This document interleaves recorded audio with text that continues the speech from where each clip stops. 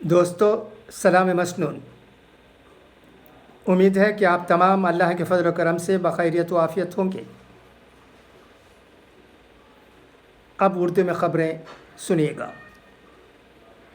وزیر اعظم نریندر مودی جی نے امریکہ کے نئے منتخب صدر جو بائیڈن سے ٹیلی فون پر بات کی ہے اور گرم جوشی سے مبارکباد دی ہے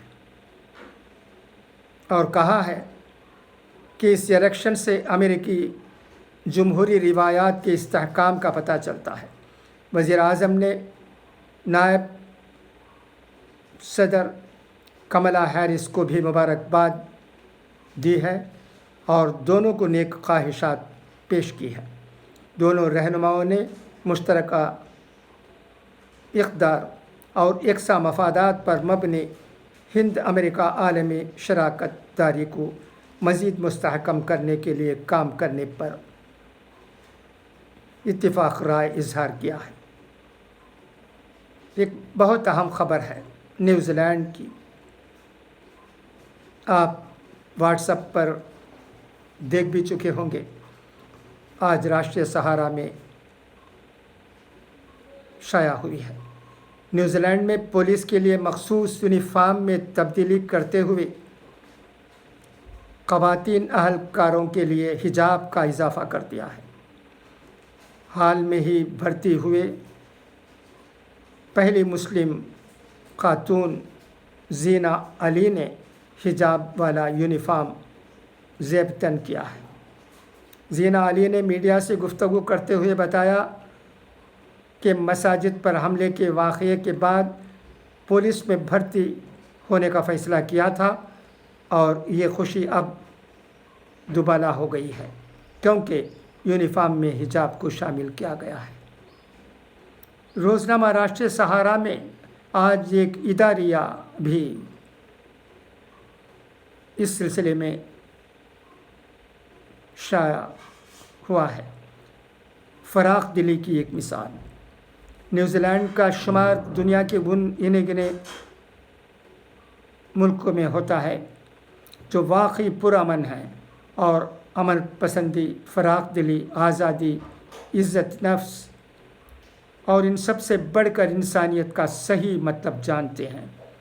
ورنہ دنیا میں ایسے ممالک بھی ہیں جو بات اعتدال پسندی اور اظہار رائے کی آزادی کی کرتے ہیں اور ان کے لیڈروں کے لیے لوگوں کے مخصوص مذہبی ملبوسات ثقافت کے لیے خطرہ بن جاتے ہیں۔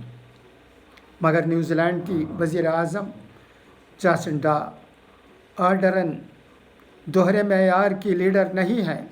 یہی وجہ ہے کہ 15 مارچ 2019 کو کرائسٹ چرچ کی مسجدوں پر جب فائرنگ کے واقعات ہوئے ان میں 51 افراد شہید اور 40 زخمی ہوئے تو ان واقعات کو انجام دینے والے کو دہشت گرد کہنے میں انہوں نے تاخیر نہیں کی، جبکہ کئی عالمی لیڈروں نے جو دہشت گردی کے خلاف باتیں کیا کرتے ہیں، دہشت گردی کو انسانیت کے خلاف مانتے ہیں، فائرنگ کرنے والے کے لیے حملہ آور یا گن مین جیسے لفظوں کا استعمال کیا تھا اور بالواسطہ طور پر یہ بتا دیا کہ ان کے لیے دہشت گردی اور دہشت گرد کا مطلب کیا ہے۔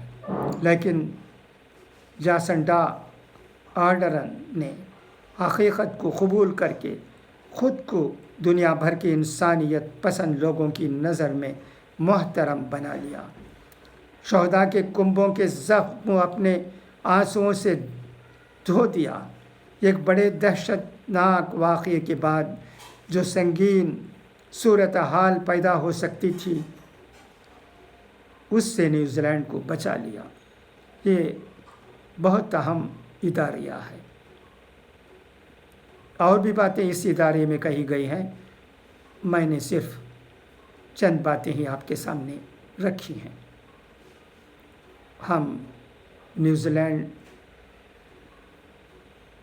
کی عزت کرتے ہیں، سلام کرتے ہیں اور اسی وقت نیوزی لینڈ کے سلسلے میں اداریہ لکھنے والے राष्ट्रीय सहारा दैनिक पत्रिका को भी हमारी तरफ से मुबारकबाद देते हैं, हमारी खुशी का इजहार करते हैं। हम वाकई मशकूर और ममनून हैं इस रोज़नामे के, जो कि इसके इदारे अक्सर बहुत अच्छे होते हैं। अब अखबार ज़र्रीन भी सुन लीजिए।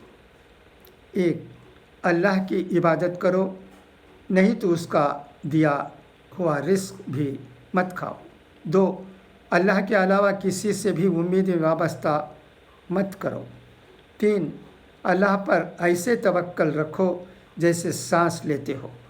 4, बुरी आदतों की ताकत का अंदाज़ा तब होता है जब उन्हें छोड़ने के लिए कोशिश की जाती है।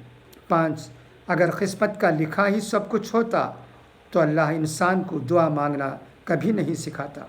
6, ईमान जब इंसान के अंदर अपनी जड़ें मजबूत कर लेता है तो बुराई मुश्किल और नेकी आसान हो जाती है।